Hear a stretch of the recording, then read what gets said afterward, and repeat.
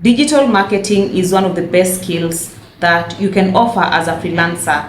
And the reason that is number one, it gives you the flexibility to work from wherever you are. Like literally, as long as you have your laptop with you and you have some internet, you're good to go. You can work from your home, you can work from your car, you can work while you're traveling, like on the road. And number two, digital marketing is one of the high paying income skills that you can venture into in 2026. So as a freelancer, you stand a higher chance of making more money as a digital marketer compared to many other skills that I have discussed in this channel. But if you're just getting started, obviously you're asking yourself, so what roles am I going to offer, or what are going to be my roles as a digital marketer? So in today's video, I'm going to cover 9 essential roles that you need to master as a digital marketer in order to be able to tap into this high income skill in 2026. Your first role as a digital marketer will be strategy and planning. And this involves you helping the company or the business that you're working for achieve their set goals. So when you're doing strategy and planning, you're mostly going to look at market trends to understand what's trending, what the business that you're working for needs to do in order to keep up with whatever it is happening in the market, right? The second thing is you're going to do competitor analysis, and this is going to help you, first of all, keep up with what the competition is doing. Second, to understand what you need to apply in your business to also stand out. And above all, to know what you can do better in order to surpass the competition. And lastly, you're also going to understand the customer behavior, because if you do not know what the target customers are doing, then it becomes very hard for you to strategize. On top of that, you are going to define the goals. So what is it that the business wants to achieve? Do they want to generate leads? Do they want to retain the leads that they already have? Do they want to improve sales? You're going to sit down and note this down, because if the business wants to attract more leads, then the strategy is going to be different than a business that wants to create more awareness or to sell more products.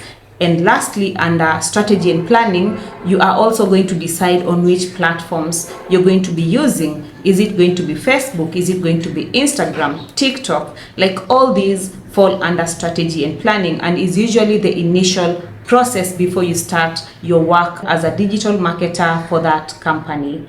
Your second role will be content marketing, and this is where storytelling meets strategy. You see, every business out there needs content in order to attract, educate, and convert prospects into buying clients. Like, without content, you'll not know of my existence. Without content, you'll not know of your favorite brand. Content is very important because it puts the brand out there. Now, as a digital marketer, you're going to be responsible for helping this business to create content that will allow them to attract or bring in viewers, bring in prospects, right? And that means creating blog posts for their website, creating video content for their social media channels, and sometimes you'll also be responsible for creating flyers, brochures, and many other kinds of content. In addition to that, you'll be responsible for coming up with a content calendar, because again, you're not going to post randomly. You need strategy. Remember, we talked about that in the first part. You need to have a strategy in place. Then you're going to create a calendar to ensure that the content is flowing and that you're hitting all the right points. Like, you're covering brand messaging, you are educating the target audience, and finally, you are selling the products. And while you're on it, it's very important for you to ensure that you are maintaining the brand voice, because if the client wants to come out as authentic, as an industry leader, it needs to be consistent across all the content that you're putting out there.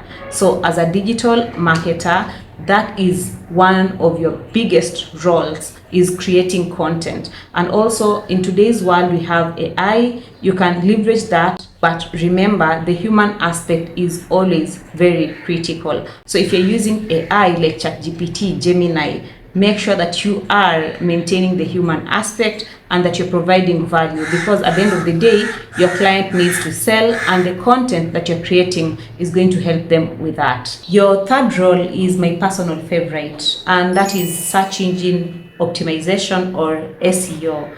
So SEO is you helping the content that you have created to be discovered online. Without SEO, whatever it is you're doing is going to be lost in the noise. Like if you write a blog and you don't optimize it, it's going to be lost in page 10, page 11, page 3 of Google. And we all know that nobody goes to page 2 or page 3 of Google.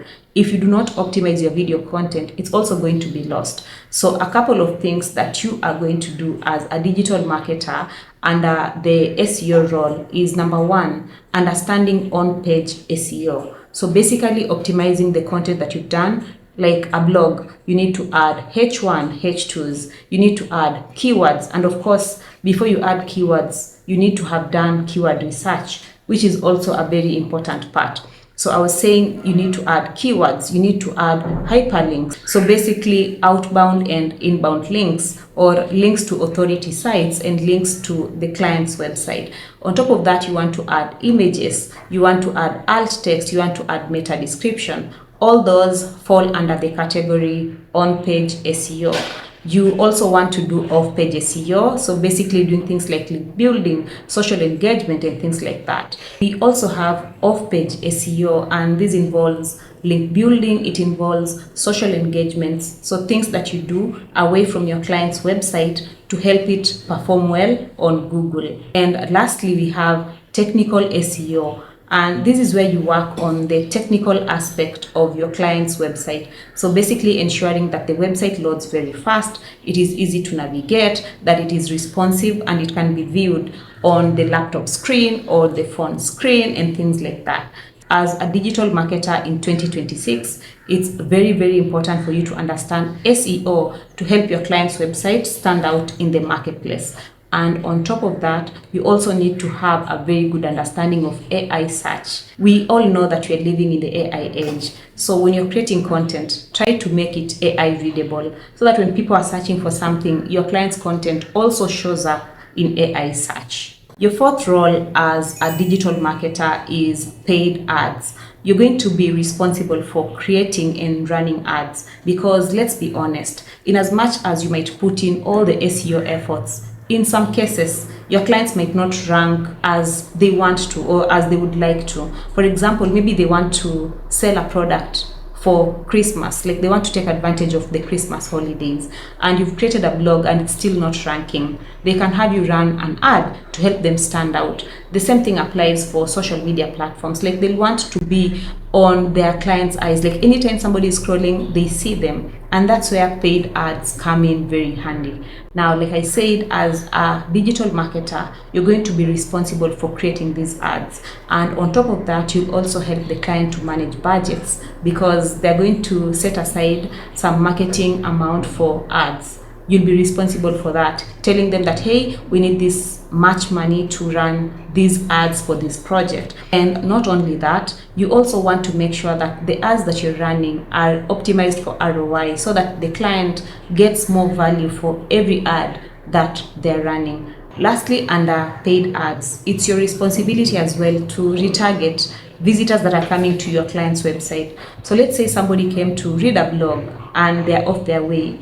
You will send some retargeting ads to get them to come back and buy a product. And once they come back, you're going to segment them and say, maybe this one is under this journey, maybe this is at this level, because you have something like a funnel. Some people are just maybe aware about your products and others are ready to buy. So you'll be responsible for segmenting these audiences to make sure that you're sending them the right message. Again, you want to master paid ads as a digital marketer in 2026. Your fifth role as a digital marketer will be social media marketing. And I guess we all know what social media marketing entails. It's basically marketing and managing your client's social media pages. So obviously you're going to do all the things that we've discussed up there, like creating content, creating strategy and things like that. But on top of that, you'll be responsible for ensuring visual consistency. Because if you're sharing, let's say, an image, and you have added a logo down there, you want to maintain that position that you put the logo, so that anytime somebody sees that post or a post from your company, they know automatically this is Olivia's post because of that consistency. You want to respond to comments because people will always be asking things like, hey, how do I get your product? How do I do this and that? You want to make sure that no message goes unanswered. And the same thing applies for DMs. You want to check that often and make sure that people are getting answers to the questions that they're asking. Social media management is more or less similar to what we always do to our own personal profiles, but in this case now you're working for the business. And remember, the intention or the goal for any business is to sell their products, and sometimes to also manage their brand appeal, like how people view the brand. So you're going to take it a notch higher and help your client look at their best at all times on their social media platforms. Your sixth role as a digital marketer is analytics and reporting. We live in the big data age, and data is very critical because it helps you and the business make informed choices. So when you're working as a digital marketer, it's very important for you to set the key KPIs or the key performance indicators to know what's working and what's not working. And you're going to use tools like Google Search Console, you're going to use Google Analytics, HubSpot, and whatnot to track everything that is happening with your campaigns. And if you're using, let's say, social media sites like Facebook, it always comes with the analytics center where you can check out what's working and what's not working. This is very important because if you're running campaigns and they're not yielding results, then your digital marketing strategies are in vain. So tracking and reporting helps you to ensure that everything you're doing is working as intended. Once you have the data, you want to present it in a very easy way to understand, because you cannot just come with industry jargons that make it very hard for the person who has hired you to understand. So break it down in very simple, easy, and digestible way to help the decision makers in the company understand what the next step needs to be. Like if this ad is working, come and tell them, hey, so we've run this ad, it's working, and I think that we should double down on that, or maybe increase the budget on this and that. Your seventh role as a digital marketer is email and CRM marketing. You see, there are guys who keep saying that email is dead, but that's not the case. Email is very important because it helps you to nurture the clients who have subscribed to your email list. Assuming you have maybe something like a website and you're selling products and services, you see there are people who maybe try to load products into the cart and they end up abandoning it. An email can help you bring back this person. Or sometimes there are people who have subscribed to your email list. Are you just going to leave them with crickets? No, you're going to send them emails to help nurture them so that they move all the way from just being aware of your product to becoming buying clients. So email and CRM marketing is very critical because at the end of the day, it helps you to increase sales. It helps you to build trust. As a digital marketer, you're going to help the clients convert more leads into buying clients through emails. And on top of that, like I talked about in paid advertising, it's also very critical for you to segment your emails because what works for one person might not work for the other. You need to understand the customer journey, where they are at, so that you can target them appropriately. And that means segmenting them into different categories. You're also going to measure the open rates, the CTR, the conversion rates. All these measurements are going to help you make an informed choice and also adjust your strategies to match whatever it is your target audience is responding to. Your eighth role is conversion rate optimization. And this is where you now convert visitors into buying clients. You see, with conversion rate optimization, you now get to analyze what your clients are doing, what your customers are doing when they come on your website. What are they doing when they come on your landing pages? Are they trying to click on something? And if they're doing that, are they having any problem? Under CRO, we also get to do something called A/B testing. And this is where you compare two parallel alternatives to see what works best compared to the other. For example, if you're using a CTA that says contact us or click here to learn more, you can use both and see which one of the two works better. And if click more works better, then that's what you're going to use. And the same thing applies for YouTube thumbnails. Like instead of creating just one thumbnail for your clients' videos. You can create 3 thumbnails, then compare of the 3 thumbnails, which one brings in more viewers. And if thumbnail A works better, then now you know what's working and you can double down on that. So under CRO, it's very important for you to keep up. And by the way, the future of CRO lies in behavioral data and AI predictions. So it's a very good time we live in, because AI now automatically compares the options that you set and it lets you know which one works better. So you can work in tandem with AI to get the best results. And lastly, we have brand and online reputation management. As a digital marketer, you're going to be responsible for helping the brand that you're working for to maintain a very good reputation online, because in this day and age, before anybody buys something, they're going to go on YouTube, they're going to go on Google to read reviews or to watch what other people are saying about the specific product or specific service. So if the reputation is damaged, nobody is going to buy that product, nobody is going to go to that business. And that is the last thing that you want to happen for the business that you're working with. So you can take advantage of tools like Sprout Social or Brandwatch to make sure that you're always listening to what people are saying. Like in case there's any bad review, you want to jump into action and fix it before it gets out of hand. Okay, because in this day and age, like I said, just one single viral post that is negative can literally ruin your client's reputation. So as a person who does digital marketing, you're going to be in charge of ensuring that your clients' review are pristine. Of course, you cannot control what other people are saying, but in case maybe somebody was not happy with the service or the product that they bought from you, you want to jump in and make sure that you're being helpful, that you're being remorseful and being like, hey, in case you didn't like it, you can bring it back and we do. So always just make sure that you're managing your client's reputation online so that people who want to buy from them trust them. Otherwise, the reputation is going to go down in shambles and nobody's going to buy from your client. Digital marketing is not just one thing. It's a whole ecosystem of roles, most of which we have covered in this video. But in case you want to learn, you need somebody to hold your hand and help you through all these things that we've just covered.